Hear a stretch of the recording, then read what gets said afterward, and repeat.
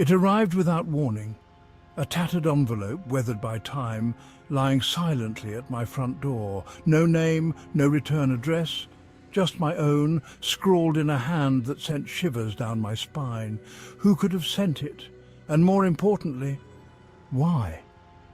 As I unsealed the letter, a sense of dread washed over me, for what lay inside was far more unsettling than I could have ever imagined. Dear listener, I never expected to find myself writing to you, a stranger whose face I may never see and whose voice I may never hear. But I have no choice.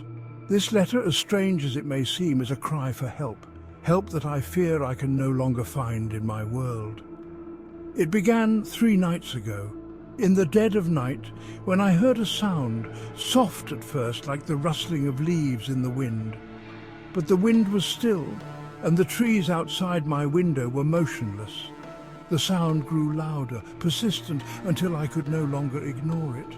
I followed the noise to my door, where I found it, a letter sealed with red wax lying on the cold stone floor. There was no name, no address, only the words, "Open with care." Against my better judgment, I broke the seal and unfolded the parchment within. The ink was fresh, the handwriting elegant yet hurried, as if the writer had little time. It read, "You do not know me, but I know you. We are bound by a fate neither of us can escape. Beware the shadows that linger, for they are watching. Find the light before the darkness finds you. There is little time left. Trust no one, not even yourself." I dropped the letter, my hands trembling. Who had written these words? And why did they seem so familiar? I fear this is only the beginning, dear listener.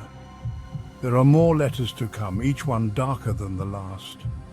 I don't know where they come from or who sends them, but I know one thing. They are watching, waiting for us. Until the next letter arrives, be careful who you trust, even if it's yourself.